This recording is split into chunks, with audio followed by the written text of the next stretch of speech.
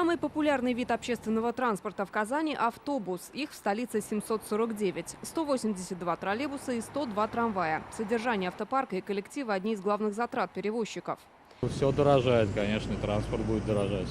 Но здесь лучше намного транспорт, чем в других регионах страны, например, заметно. Поэтому нормально все. Да, предлагают голосовать в предложенном варианте. Кто за? Против, воздержавшихся есть? Тогда будем считать, что принято. Спасибо. Сегодня в Госкомитете утвердили тарифы на следующий год. Поездка за наличный расчет будет стоить 42 рубля, банковской или транспортной картой 38, с проездным на 100 и более поездок 28.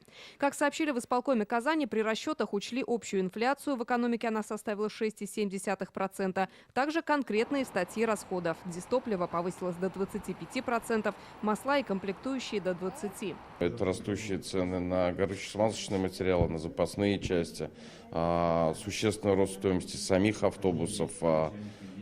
Мы, как заказчики, должны требовать от всех перевозчиков с размерного роста заработной платы водителей, кондукторов. Средняя заработная плата водителей в 2024 должна превысить 58 тысяч, кондукторов – 43 тысячи рублей. Сейчас в столичных ПТП не хватает 1500 человек. Водители уходят в службу такси, где зарплата 100 тысяч рублей, или в грузоперевозки, где зарабатывают более 170 тысяч.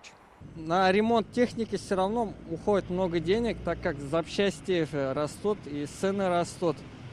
И мы понимаем, что расходы же есть, из-за этого относимся с пониманием. Бензин подорожал, конечно, но для населения это очень, конечно, плохо, потому что в зарплате не прибавляется. Цены, конечно, дорожают, а транспорт же такой же. Роскоши в транспорте пока не чувствуется. А куда деваться? Ездить будем. Единственное, может быть, автобусный парк, иногда заходишь в транспорт, просто какой-то неуютный, старенький.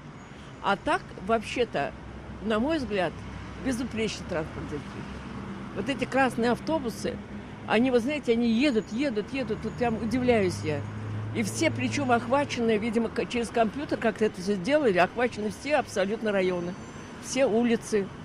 В ноябре автопарк пополнился 25 новыми троллейбусами, и это тоже повлияло на тариф. В него заложены лизинговые платежи. С учетом всех факторов, итоговые цифры, принятые Госкомитетом, все же оказались ниже, чем просили перевозчики. Они предлагали по 30 рублей за каждую поездку, если покупаешь проездной на 100 и более поездок. Когда прогнозные затраты заявляют организации, это же надо подтверждать документами, либо какой-то план ремонтов, либо фактические показатели. Соответственно, срезали, могу сказать точно, по ремонтам, потому что достаточно именно обоснованные затраты включены в тариф. Мы же устанавливаем экономически обоснованный тариф. За последние 5 лет 6 транспортных предприятий из 14 обанкротились, а объем пассажироперевозок все еще не вернулся на допандемийный уровень. Новые тарифы вступят в силу с 1 января и будут действовать весь 2024 год. Лина Зинатульна, Данил Филатов, ТНВ, Казань.